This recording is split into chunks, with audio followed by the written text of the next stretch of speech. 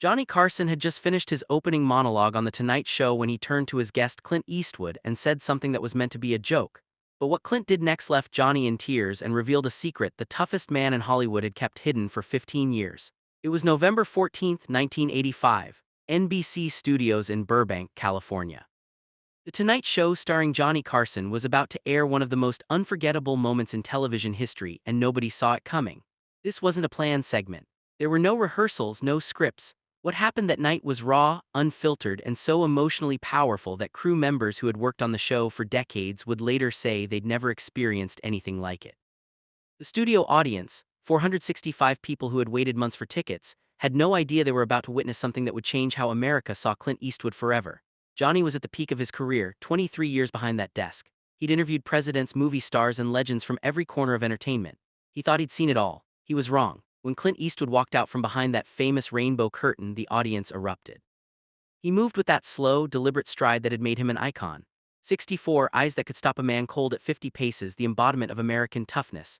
He shook Johnny's hand and settled into the guest chair. What most viewers didn't know was that these two men had been friends for nearly 20 years. Golf games at Johnny's Malibu home, late-night dinners where the cameras were far away. They knew each other beyond the Hollywood masks. The interview started normally. Clint was promoting his new film, Pale Rider. They traded stories, the audience laughed, everything felt comfortable, routine. But about 15 minutes in, Johnny leaned forward with that mischievous twinkle in his eye. He was about to make a joke, a simple, harmless joke between old friends. What Johnny didn't know, what nobody in that studio knew, was that his joke would unlock a story Clint Eastwood had buried since the night his father died in a hospital room in 1970. A promise made, a promise kept in secret, and a grief so deep that the man who never showed weakness was about to break down on national television. Before we go any further, let me know in the comments where you're watching from tonight. And if you're new here, welcome to Celebrity Unseen, where we bring you the untold stories behind the legends. The interview had been going smoothly. Clint was relaxed, charming the audience with behind-the-scenes stories from the set of Pale Rider. His dry humor had the crowd eating out of his hand. Then Johnny decided to have some fun. He mentioned that Clint was known as the strong, silent type, referenced his iconic roles, the man with no name, Dirty Harry, the cowboy who spoke more with his squint than with words. The audience chuckled. Johnny leaned back, that familiar grin spreading across his face. You know, Clint, I've heard some interesting rumors about you over the years. Hidden talents, things you don't talk about. Clint raised an eyebrow. That's so. Johnny gestured dramatically toward the grand piano sitting near Doc Severson's band. I heard somewhere that you actually play piano. Is that true, or is that just Hollywood nonsense? The audience laughed. The idea seemed absurd. Dirty Harry tickling the ivories, the man who'd shot 500 bad guys on screen sitting down for a gentle melody. Johnny pressed harder, milking the moment. Come on, why don't you play us something? I mean, you've handled every weapon known to man in your movies. Surely you can handle a piano. Ed McMahon's famous laugh echoed through the studio. The audience joined in, but Clint wasn't laughing. He sat very still in that guest chair. His expression shifted just slightly, but Johnny noticed. After 23 years of reading guests, he could feel when the energy in the room changed. Something had changed. Clint looked down at his hands, large hands, hands that had built an empire on screen, hands that suddenly seemed uncertain. The laughter in the studio began to fade. 3 seconds of silence, 5 seconds in television, that's an eternity. Johnny started to backpedal. Hey, I'm just kidding around, Clint, you don't have to. Actually, Johnny. Clint's voice was quiet, measured, but there was something underneath it, something heavy. I think I will. Johnny's eyebrows shot up. Wait, you're serious? Clint stood slowly from the guest chair. The audience murmured, confused. He walked toward the piano, his boots echoing on the stage floor. Each step deliberate, each step carrying the weight of something no one in that room understood. He sat down at the bench. His hands hovered over the keys. The studio went completely silent. Doc Severson lowered his trumpet. Ed McMahon's smile faded into something solemn. Camera operators exchanged glances. Johnny stood from behind his desk, walking closer. His instincts told him something significant was about to happen. And then, for the first time in his career, America saw something in Clint Eastwood's eyes they had never seen before. Vulnerability. What happened in the next 3 minutes would reveal a secret Clint carried since the night his father died. A promise made in a hospital room that he thought he'd never have to share with anyone.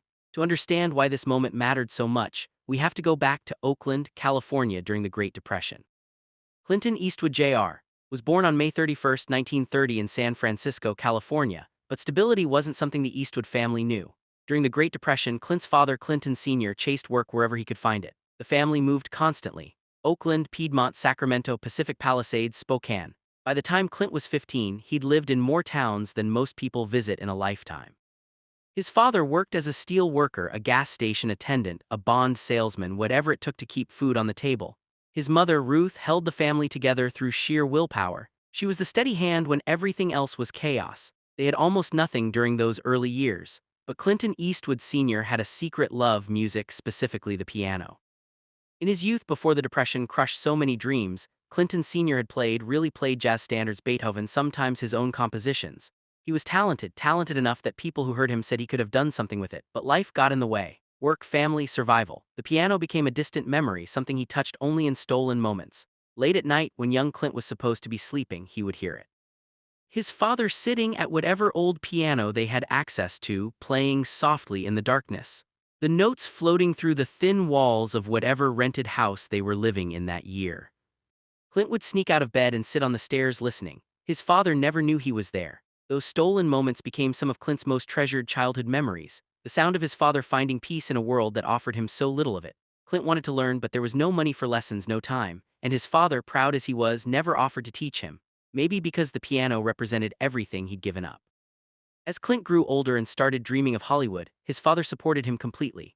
Even when others said acting was a fool's dream, even when the rejection letters piled up, "You've got something special, son," Clinton Sr. would say, "Don't let anyone tell you different." One evening in 1965, Clint, now a rising star thanks to the spaghetti westerns, sat with his father at the family home in Northern California. Clinton Sr. was older now. His health was beginning to fade. They shared drinks on the back porch as the sun went down. His father grew quiet, reflective. "Clint, can I ask you something?" "Anything, Dad. One day when you have time, when the movies slow down, will you learn to play piano?" Clint looked at him surprised. "Not for audiences," his father continued. "Not for Hollywood, just learn it for yourself. Show people that tough guys can be gentle too, that strength and music aren't opposites." Clint smiled, not fully understanding the weight of the request. "Sure, Dad." One day he'd promised the way sons promised their fathers things, casually, lovingly, without realizing how much those words would come to mean. Then life happened. The man with no name, Dirty Harry, director, producer, Hollywood legend. The promise faded into the background noise of a career lived at full intensity until February 1970, when Clint received a phone call that changed everything. His father had suffered a massive heart attack. The doctor said to come quickly. There wasn't much time. Clint dropped everything. He was on set in the middle of production, but none of that mattered. He flew to Los Angeles immediately, drove straight to Cedars-Sinai Medical Center, and walked into a room where his father lay connected to machines that beeped a rhythm no son ever wants to hear. Clinton Eastwood, Sr., the man who had worked every job imaginable, who had survived the Depression, who had held his family together through impossible years, looked small in that hospital bed, fragile. Clint had never seen his father look fragile before. His mother Ruth was already there, her face streaked with tears but her posture straight, holding it together the way she always had. Clint sat down beside the bed and took his father's hand. For 3 days he barely left that room. They talked when his father was lucid about the old days, the moves from city to city, the hard times and the good times, about how proud his father was of everything Clint had built. But something hung in the air between them, unfinished business that neither wanted to name. On the second night, when it was just the two of them, Ruth had finally gone to rest. Clinton Sr. reached for his son's hand. His grip was weak, but his eyes were still sharp. "Do you remember what you promised me, son?" For a moment Clint didn't understand, then it hit him like a freight train. The back porch, the sunset, the conversation about piano. "Dad," his father squeezed his hand gently. "It's okay, son. You've made me prouder than any father has a right to be. Forget about it, you've done enough." But it wasn't okay for Clint. It wasn't okay at all. That night after his father fell asleep, Clint made phone calls. He found a piano, had it brought to a private room down the hall from his father's room. The hospital staff thought he'd lost his mind. Clint Eastwood didn't care. For the next 48 hours while his father drifted in and out of consciousness, Clint practiced. He'd taken scattered lessons over the years, nothing serious, but now he practiced like his life depended on it. His fingers ached, his back screamed from hunching over the keys. He wasn't trying to become a concert pianist. He was trying to keep a promise before time ran out. On the third night, February 22, 1970, the doctor said Clinton Sr. was awake, alert, one of his final lucid windows. Clint had the nurses wheel the piano into his father's room. Clinton Sr.'s eyes widened when he saw it. "Son, what are you?" "Just listen, Dad, please." Clint sat down at that piano, his large hands trembling over the keys. Not from fear, from love, from grief, from the weight of everything he wanted to say but couldn't find words for. He played Misty, the Errol Garner jazz standard, his father's favorite song, the one Clinton Sr. used to play late at night when he thought no one was listening. Clint's playing wasn't perfect. His fingers stumbled in places. He missed notes, but it didn't matter. The room filled with music and Clinton Eastwood Sr. began to cry. "You remembered," his father whispered. "After all these years you remembered." Clint couldn't speak, he just kept playing. When the last note faded, he looked at his father. The old man was smiling through his tears, a smile Clint would carry with him for the rest of his life. "That's the most beautiful thing anyone's ever done for me, son, thank you." They held hands in silence. The machines beeped softly. The world outside continued spinning. But in that room time stood still. 2 days later, Clinton Eastwood Sr. died peacefully in his sleep. He died knowing his son had kept his promise. Clint never told anyone about that night. Not the press, not his co-stars, not even most of his family. The piano was quietly removed from the hospital. Clint returned to work and buried the grief the way he buried everything behind the stoic facade the world expected. For 15 years, that moment stayed private. The song stayed silent until Johnny Carson made a joke. Now sitting at that piano on the Tonight Show stage, Clint Eastwood felt the weight of 15 years pressing down on him. 465 people watched, millions more at home. His hands hovered over the keys, and for the first time since his father's hospital room, Clint Eastwood prepared to play. The studio lights felt hotter than Clint remembered. The silence felt heavier than any Western standoff. His fingers touched the keys. The first notes of Misty floated through Studio One at NBC Burbank. The audience stirred. Some recognized the song, but it wasn't what he played that stunned them. It was how he played, not like a movie star showing off a party trick, not like a celebrity doing something quirky for laughs, like a man playing for someone who wasn't there anymore. Every note carried weight, every pause held memory, every chord seemed to pull something from deep inside him, something he'd kept locked away for 15 years. Doc Severson set down his trumpet, watching in disbelief. The band members exchanged glances. Ed McMahon's jovial expression faded into something solemn. The audience sat frozen. No one coughed, no one shifted, no one breathed. This wasn't entertainment anymore. This was sacred. Johnny Carson stood behind his desk, mouth slightly open. The king of late night, the man who had a quip for everything, who could fill any silence with a joke, was completely speechless. Tears began streaming down his face. He removed his glasses, wiped his eyes, put them back on, wiped them again. He'd known Clint for 20 years. He'd never known this man existed. The final notes of Misty hung in the air. Clint's hands lingered on the keys for a moment, then silence. Complete absolute silence, 3 seconds, 5 seconds, 7 seconds, an eternity in television. And then the audience erupted, not in applause but in a standing ovation. People were crying in their seats. Strangers gripped each other's hands. Crew members who'd seen everything in their careers stood with tears running down their faces. Johnny walked slowly to the piano, his own tears still flowing. "Clint," his voice cracked, "my God, I had no idea. Why didn't you ever tell me?" Clint looked up, his own eyes glistening. "Something America had never seen and never expected to see. Some things aren't meant to be told, Johnny. They're meant to be kept." Johnny sat down on the piano bench beside his friend. The cameras kept rolling. The producers knew they had something extraordinary, something that could never be recreated or rehearsed. That wasn't just a song, was it? Clint shook his head slowly. Who was it for? A long pause, Clint's jaw tight. The mask he'd worn for decades threatened to crack completely. "My father, he died in 1970. I played this for him the night before he passed. Haven't played it since." Johnny put his arm around Clint's shoulder. Two icons, two men who'd built careers on image and control, sitting together in a moment of raw, unscripted humanity.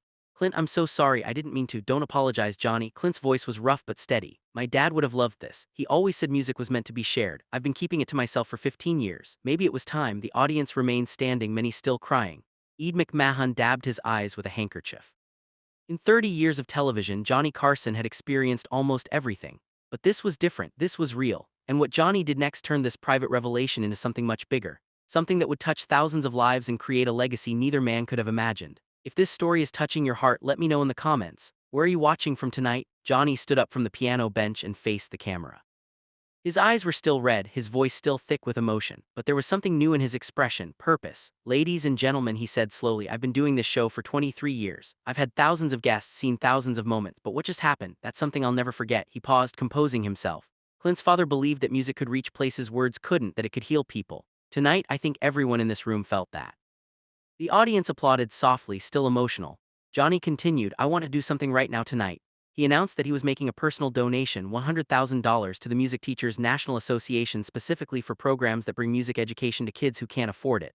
Kids whose parents work factory jobs and night shifts. Kids like Clint was. Kids who deserve a chance to find what music can give them. The studio erupted in applause.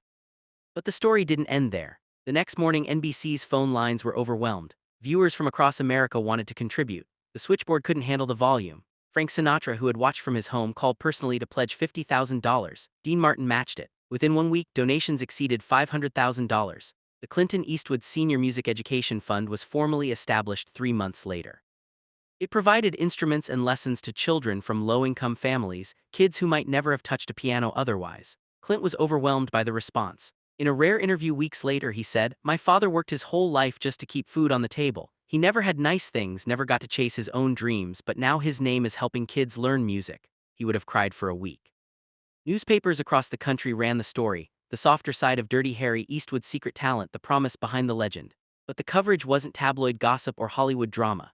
It was treated as something genuine, a human moment that transcended celebrity. Thousands of letters poured into NBC addressed to Clint. People shared their own stories, promises made to parents, dreams deferred, lessons learned too late.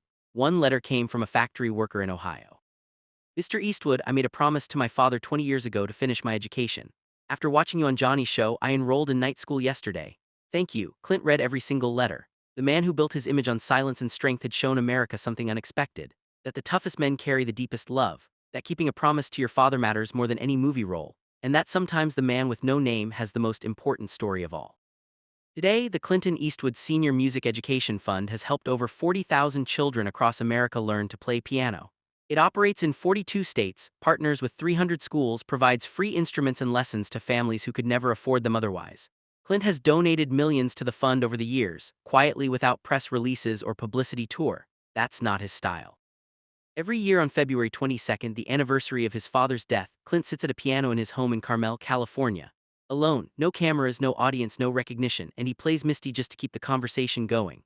Johnny Carson, before he passed away in 2005, spoke about that night in a rare interview. That moment with Clint taught me something I'll never forget. Johnny said, "We all wear masks. We all have roles we play for the world. But underneath, we're all just kids who loved our parents and hoped we made them proud." In a 2015 interview, Clint was asked about that Tonight Show appearance. He paused for a long moment before answering. "Johnny thought he was making a joke, but I think my dad sent him that joke. I really do. My father wanted the world to know that tough guys can be gentle, that strength and music aren't opposites." Johnny just delivered the message. Behind every legend is a human being. Behind every tough exterior is someone who made a promise to their mother or father. Someone who carries that promise even when the world sees only the persona. A joke meant to get laughs became a promise fulfilled. A father honored, thousands of children given the gift of music. Clint still has the sheet music from Misty that he played in his father's hospital room in 1970. Yellowed, worn at the edges. It sits in a frame in his private study right next to a photograph of Clint Eastwood Sr. Because some promises aren't made to be kept once, they're made to be kept forever. And sometimes the man with no name has the most important story of all. Thank you for watching. If this story touched you, share it with someone who needs to hear it today. Hit that subscribe button and the notification bell so you never miss another story. And let me know in the comments what promise have you kept for someone you love. This is Celebrity Unseen. We'll see you in the next.